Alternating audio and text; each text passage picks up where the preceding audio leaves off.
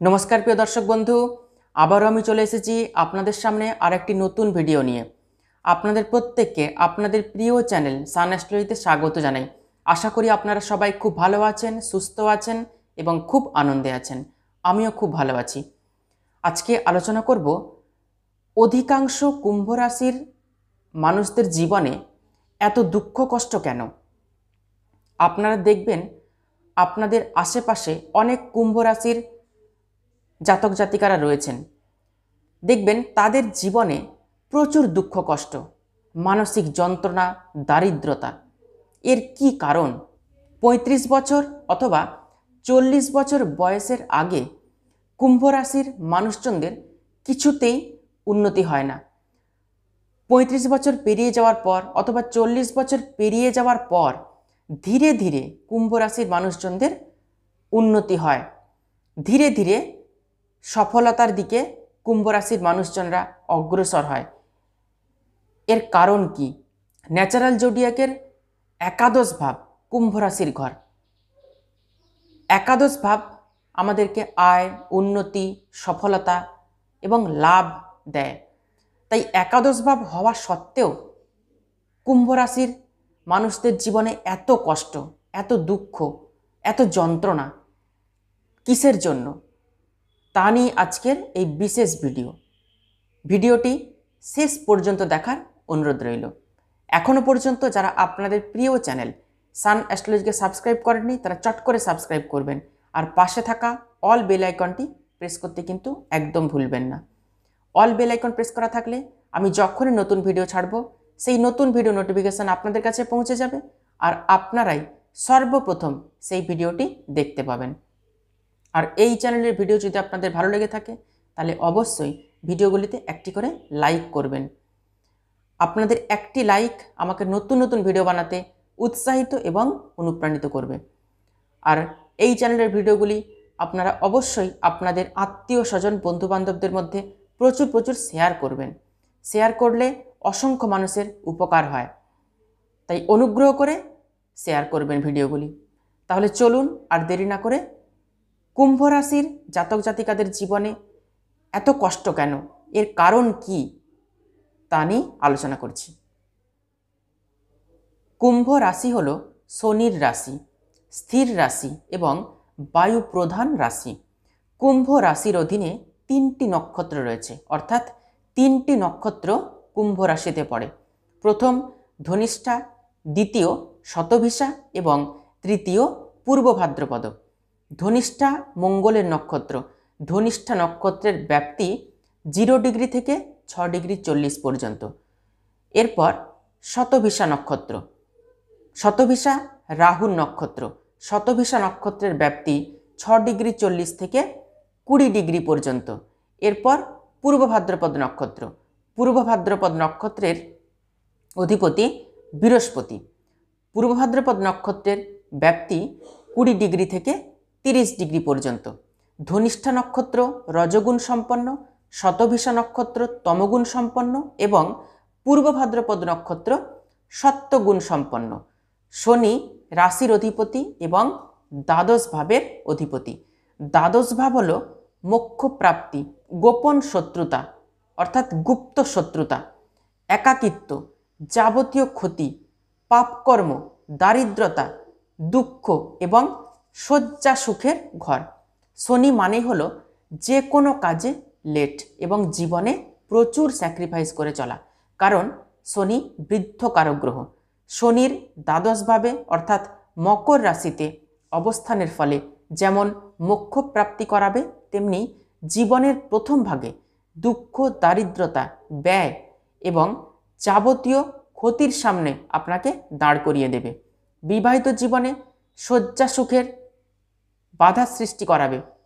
শনি যেহেতু কুম্ভ রাশির অধিপতি, তাই মাথা, অঙ্গ প্রত্যঙ্গ, দৈহিক গঠন বৃদ্ধের মতো রোগাটে এবং উদ্যম দেবে যদি শনি কুম্ভ রাশিতে অবস্থান করে। এবার দ্বিতীয় ভাব মীন রাশির ঘর এবং একাদশ ভাব ধনু রাশির ঘর। এই 2 রাশির অধিপতি বৃহস্পতি। দ্বিতীয় ভাব অর্থাৎ মারকপতির ঘর। বৃহস্পতি একাধারে মারকপতিও বটে, যদিও বৃহস্পতির সঙ্গে শনির সম্পর্ক সম।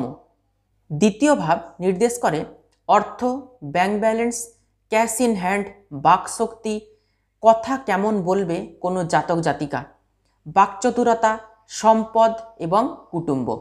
দ্বিতীয় ভাবপতি বৃহস্পতির শুভ অবস্থান থাকলে এবং দ্বিতীয় শুভ গ্রহ অবস্থান করলে ব্যাংক ব্যালেন্স, বুদ্ধি করে কথা বলা, কুটুম্ব, আত্মীয় স্বজন এগুলি সব ভালো হবে। কিন্তু দ্বিতীয় শনির অবস্থানে ফল বিপরীত হবে। একাদশ ভাব দেয় যে কোনো কর্ম থেকে লাভ, আয়, প্রাপ্তি, সিদ্ধি, বৈভব, ঐশ্বর্য এবং গর্ব। একাদশ ভাবপতি এবং একাদশে শুভ গ্রহ অবস্থানের ফলে একাদশ ভাবের শুভ ফল প্রাপ্ত হবে, কিন্তু একাদশ ভাবে শনির অবস্থানে শুভ ফলের হ্রাস হবে। এরপর তৃতীয় ভাব মেষ রাশির ঘর এবং দশম ভাব বৃশ্চিক রাশির ঘর। এই দুই ভাবের অধিপতি মঙ্গল। শনির সঙ্গে মঙ্গলের শত্রুতার সম্পর্ক। তৃতীয় ভাব আমাদের দেয় সাহস, বীরত্ব, মানসিকতা কেমন হবে, ভাই বোন ইত্যাদি। এক্ষেত্রে মঙ্গলের তৃতীয় ভাবে অবস্থান হলে সাহস, বীরত্ব, মানসিক শান্তি এবং ভাই বোনের সঙ্গে সম্পর্ক ভালো হবে। অপরদিকে তৃতীয়ভাবে শনির অবস্থানে জাতক জাতিকার সাহস, বীরত্ব থাকবে না এবং ভাই বোনের সঙ্গে সম্পর্ক খারাপ হবে। মঙ্গল কর্মভাবের অধিপতি, তাই মঙ্গল দশমে অবস্থান করলে কর্মভাব ভালো হবে। শুভ কর্মলাভ, ব্যবসায় উন্নতি, পদমর্যাদা, যশ, কর্ম থেকে সম্মান প্রাপ্তি হবে। আর কর্মভাবে অর্থাৎ দশমভাবে শনির অবস্থানে কর্মে বিলম্ব, কর্মপ্রাপ্তিতে বাধা, ব্যবসায় বৃদ্ধ বয়সে উন্নতি, যশ, সম্মান এবং পদমর্যাদা পাওয়া তো দূরের কথা, দাসত্বমূলক কর্ম করাবে শনি। এর সঙ্গে ইচ্ছা না থাকা সত্ত্বেও অন্যের গোলামি করে আপনাকে চলতে হবে। এরপর চতুর্থ ভাব বৃষ রাশির ঘর এবং নবম ভাব তুলা রাশির ঘর। দুই ভাবের অধিপতি গ্রহ শুক্র। শুক্রের সঙ্গে শনির সম্পর্ক মিত্র হলেও শুক্র ভোগ, ঐশ্বর্য, বিলাসিতার গ্রহ, কিন্তু শনি দুঃখ, দারিদ্রতা, বিলম্ব, তিতিক্ষা এবং ত্যাগের গ্রহ। সুতরাং শুক্রের সঙ্গে শনির সম্পর্ক ভালো হওয়া সত্ত্বেও শুক্রের ঘরে শনির অবস্থানে শুক্রের শুভ কার্যকারিতা হ্রাস পাবে। চতুর্থভাবে শুক্রের অবস্থান অথবা শুভ গ্রহের অবস্থানে ভালো মাতা, ভালো পরিবার, ভালো গৃহ, ভালো পড়াশোনা, ভালো বন্ধু, সফলতা এবং সুখ পাওয়া যাবে। কিন্তু শুক্রের সঙ্গে শনির অবস্থানে অথবা চতুর্থে শনির একা অবস্থানের ফলে মাতার সঙ্গে সম্পর্ক খারাপ, মধ্যম মানের পরিবার, বন্ধু বিচ্ছেদ, বিদ্যায় কম সফলতা অর্থাৎ বিদ্যায় কম সাফল্য এবং সুখে আগুন। কারণ শনির জীবনে সুখ কম, অসুখ বেশি। নবমভাবে শুভ গ্রহের অবস্থানে ভালো পিতা, ভালো গুরু, ধার্মিক, ধর্ম নিয়ে কাজ, ধর্মে আস্থা, উপাসনা এবং ভাগ্যের আনুকূল্য পাওয়া যাবে। কিন্তু নবমে শনির অবস্থান অথবা নবমে শুক্রের সঙ্গে শনির অবস্থানে পিতার সঙ্গে মতবিরোধ, ভালো গুরুর সান্নিধ্য না পাওয়া, কোথাও যেন কষ্ট করে সাফল্যের মুখ দেখতে হবে আপনাকে, কারণ শনি হলো সব কষ্টের কারণ। এরপর পঞ্চম ভাব মিথুন রাশির ঘর এবং অষ্টম ভাব কন্যা রাশির ঘর। দুই ভাবের অধিপতি বুধ। বুধের সঙ্গে শনির সম্পর্ক সম বা মিত্র। পঞ্চমে বুধের অবস্থানে বুদ্ধি করে চলা, সন্তান ভাগ্য ভালো হওয়া এগুলি হবে। কিন্তু পঞ্চমে বুধের সঙ্গে শনির সহাবস্থান অথবা শনির একা অবস্থানে নিউরো সমস্যা, সন্তান ভাবকে ড্যামেজ করে দেওয়া, দেরি করে সন্তান প্রাপ্তি এবং সন্তানের শারীরিক অসুস্থতা এগুলি সবই শনি দেবে। অষ্টমভাবে বুধের অবস্থানে শুভ ফল প্রাপ্ত হবে, কিন্তু অষ্টমে বুধ ও শনির সহাবস্থানে অথবা শনির একা অবস্থানে মানসিক যন্ত্রণা, কষ্ট, অপমান, ক্লেশ, বদনাম, অপবাদ, হাড়জনিত সমস্যা, পুরনো রোগে মৃত্যু, এগুলি সব আসবে। এরপর ষষ্ঠ ভাব, কর্কট রাশির ঘর। কর্কট রাশির অধিপতি চন্দ্র। চন্দ্রের সঙ্গে শনির সম্পর্ক শত্রুতার। চন্দ্র শনির যোগে মানসিক অবসাদ এবং পুনর্ভূ দোষ আপনাকে দেবে। ষষ্ঠে চন্দ্র শনির অবস্থানে অথবা শনির একা অবস্থানের ফলে ঋণ, রোগ, শত্রুতা, হিংসা, কারোর দ্বারা অপমানিত হওয়া এবং প্রচুর কম্পিটিশনের মধ্য দিয়ে আপনাকে জীবনে এগোতে হবে। সঙ্গে কর্মলাভ করালেও আপনাকে প্রচুর শ্রম করে যেতে হবে, তবেই শনি আপনাকে কিছুটা স্বস্তি দেবে। এরপর আসছি সপ্তম ভাব। সপ্তম ভাব সিংহ রাশির ঘর। আর সপ্তম ভাব মানেই মারকের ঘর, আর সপ্তম পতিও মারকপতি। সপ্তম পতি হলো রবি। শনি রবি একে অপরের শত্রু। রবি হলো পিতা আর শনি হলো পুত্র।